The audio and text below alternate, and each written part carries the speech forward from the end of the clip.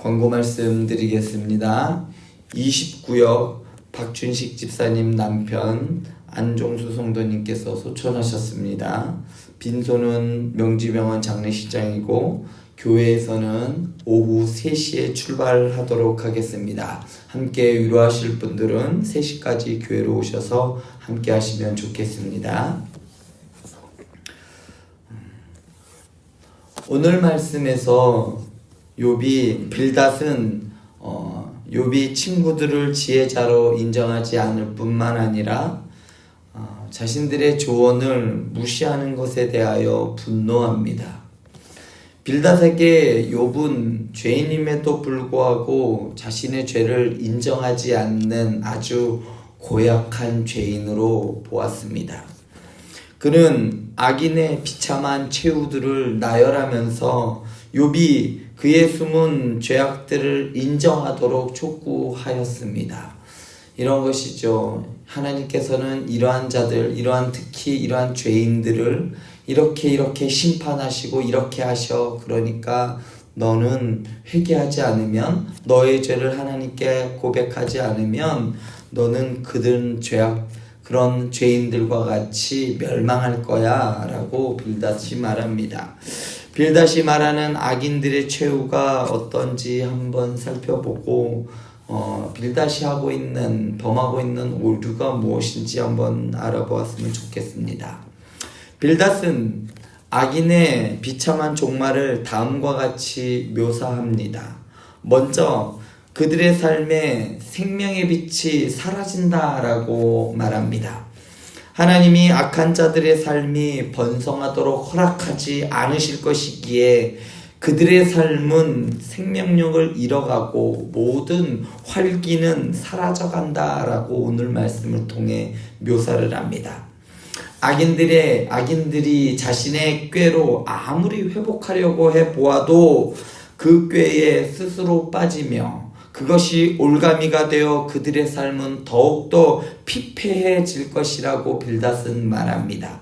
그러고는 모든 기대가 무너진 자리에서 죽음을 맞이하는데 그것조차 사람들이 알아주지 않는 아주 허망하고 공허한 죽음이 될 것이다 라고 빌닷은 욥에게 말합니다. 빌닷은 악인들에게 이 모든 일들이 빠짐없이 일어나게 될 것이다 라고 장담을 하는데요. 그렇다면 우리는 빌닷의 말을 어떻게 받아들여야 할까요? 빌닷이 말한 그 악인들의 최후, 그것들에 대하여 한번 어떻게 될까? 물론 우리는 빌닷이 말하는 이 악인들의 비참한 최후를 공의로우신 하나님께서 마땅히 악인들을 심판하실 것이다 라고 우리는 공감할 수가 있습니다. 그렇지, 하나님께서 악인을 그냥 두실 리가 없지.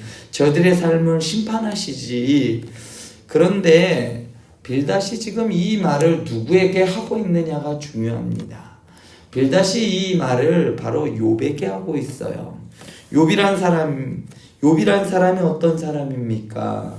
욥은 하나님께서 정직하고 의롭다라고 인정한 사람이었습니다. 우리가 처음에 봤던 욥기서 1장 1절에서 우스 땅의 욥이라 불리는 사람이 있었는데 그 사람은 온전하고 정직하여 하나님을 경외하며 악에서 떠난 자다라고 하나님께서 욥에 대한 평가를 그렇게 하고 계셨어요. 그럼에도 그는 죽음과 같은 두려움 속에서 그의 생명을 유지하고 있습니다. 하나님으로부터 의인이라 인정받은 욥에게 죽음과 같은 고난이 찾아온 것이지요. 이를 통해 우리는 성도들이 세상에서 고난을 겪는다는 것을 알 수가 있습니다. 의롭고 전심을 다하여 하나님께 정말 전심을 다하여 믿는 성도라 할지라도 이 땅 가운데에서 살아가면서 고난이 올 수 있습니다. 이와 마찬가지로 수많은 순교자들이 믿음 때문에 비참한 죽음을 맞이한 사건들을 우리는 알고 있습니다.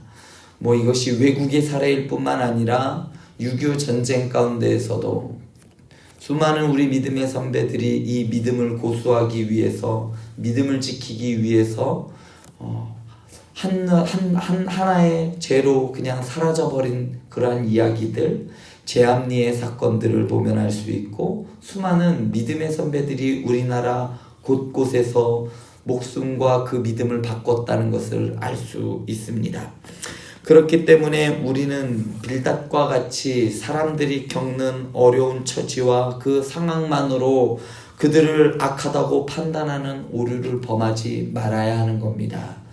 저렇게 신앙생활하더니 저럴 줄 알았어. 오죽하면 저랬을까. 우리가 알지 못하지만 하나님께서 끝끝내 쳤구만. 우리가 알지 못하는 죄가 있구만 하고 사람들을 죄인으로 평가하지 말아야 하는 겁니다. 신실한 성도들도 이 세상에서 얼마든지 부당한 고난을 당할 수가 있습니다. 빌닷은 악인들이 맞이할 또 다른 결과에 대하여 말합니다. 그는 악인이 결국 패배를 경험할 것이라고 합니다. 때로는 악인들이 번성하고 있음에도 그들이 평안을 누리는 것 같지만 얼마지 않아 그들을 잡으려고 파놓은 올무에 빠진다는 것입니다. 악인이 무서워할 만한 사람과 상황이 몰려와서 사방에서 그를 놀라게 할 것이라고 오늘 말씀에서는 말합니다. 사냥꾼이 쳐놓은 올무에 걸리듯이 하나님께서 그들을 낚아채고 그들을 심판하실 거라고 말합니다. 악인들이 마침내 실패할 것이라는 빌닷의 주장은 옳은 부분도 있습니다.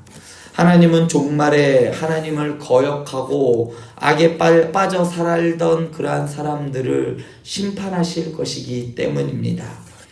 그러나 우리가 살아가고 있는 이 세상을 한정해 보면서도 본다면 악한 자들은 번성하다가 성공한 채로 죽음을 맞이하는 경우가 많습니다.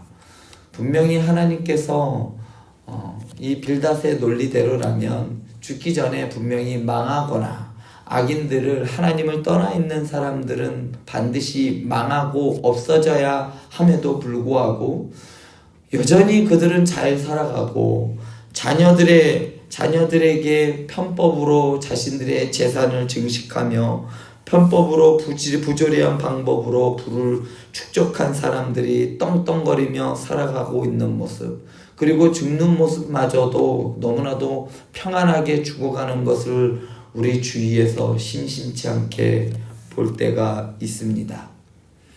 이런 생각이 저에게만 있던 게 아닌 것 같습니다.